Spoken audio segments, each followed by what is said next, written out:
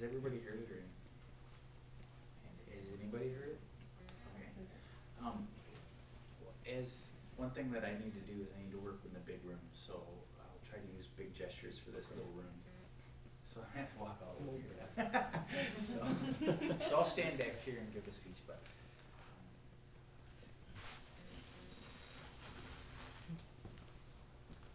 when did you first lose your dreams?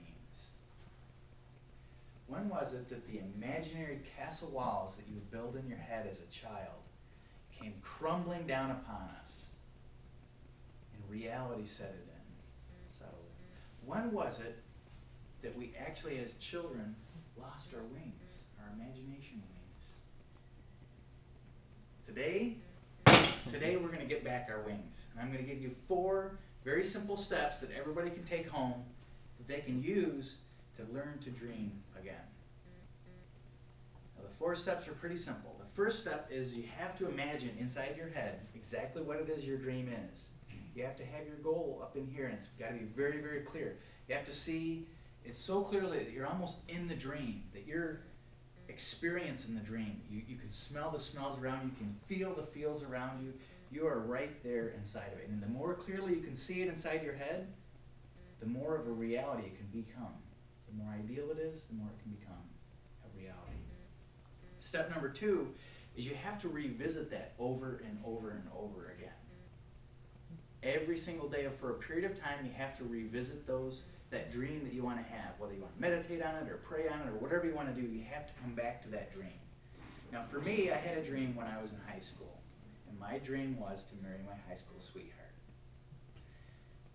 I was so much in love with her, I just thought, this is the person I want to be with. And this is when I was 15, 16 years old, so I didn't have the crushing realities of the world that we're in today.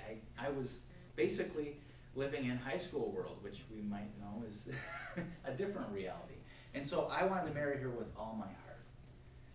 And I remember telling her one night, and as far as bringing it back over and over again, I remember telling her one time, I just really, this is what I want. I want the boy, I want the girl, I want the cat, the dog, the small house, because I grew up in a bigger house, and bigger houses are harder to clean. And I wanted the whole thing. And so I remember telling her one time, that's what I want. And that brings me to step number 3, is you have to ask for it. Whether you ask for God or whether you ask, there was really only one person standing in my way that I had to ask, and that was myself. I had to ask myself to step, just get out of the way and let's let this happen, because I was the only person standing in my own way. And I remember asking her that one night in the stars, and I remember thinking, wow, this is exactly what I want. We actually walked out onto a golf course, Red Cedar Golf Course, which is no longer a golf course, and we walked out there and we sat down, we were kissing, and I remember telling her all about this, and that was my dream. That's what I wanted. And every single time I woke up in the morning, I thought about her, and every single time I went to bed at night, I was thinking about her, and I wanted to spend 24 hours a day with her. But you got to sleep and eat at some point in time. Step number 4, the last step, is you have to be open to the idea that the dream can happen. Because if you don't think it can happen, you've already lost. But you have to know that, yes, this can happen. This is a dream that we can have. This is something that can happen. Now for me, that was a very hard situation because my wife was from Spain, or my wife-to-be. I do the same thing. She's from Spain, and I wanted to marry this woman, but I'm in high school. I don't have a job. She doesn't have a job. We hadn't even gone to college. So how were we going to be together? This was pre-internet. Al Gore hadn't invented the internet yet. This was pre-Skype. Phone calls were about $150 an hour, so it was pretty expensive to call, and luckily my dad would pay that bill every now and then. And this was when you had to write letters by hand or use a computer, but you wrote a letter and you would send it over there, and it would take 3 weeks to get there and 3 weeks to get back. So when you're in high school and you're having all these crazy emotions, it's hard to hold on to a long-term relationship like this. So being open to the idea that it could happen was very hard for me. But I had that dream, and that's what I wanted to do. We actually drifted apart after 2 or 3 years, and it just kind of fizzled away. And we were both in long-term relationships. And at some point, about 8 years into my long-term relationship, it just ended abruptly.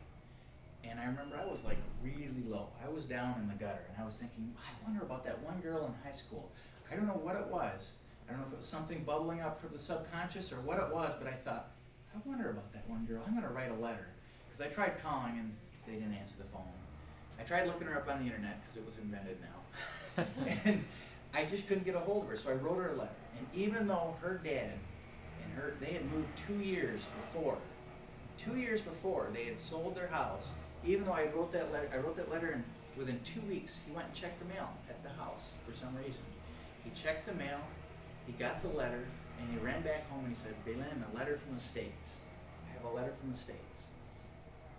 And the rest is kind of history, because you see, we have the cat, we have the dog, we have the boy, who was born in December 2007, and last December, we had our little girl born. So the girl was born. So we have the boy, we live in a small house in East Lansing, and we are living the dream. In fact, this May will be our 10-year anniversary, and our goal is to go to Hawaii. So as you can see, dreams can come true. And you can dream. You just have to have the vision. You have to you have to bring the vision back to you and get to a point where you can bring it from a conscious level down to that subconscious level by going over it again and again and again. And then once you get it on that subconscious level, you just have to be open. You have to ask for it and just be open to the idea that it can happen. Because it can happen. Now I would say one thing. If you're going to set your dreams, don't set them low. Set your dreams high. Just like a little kid, set them way up here, Daddy. Because you know what?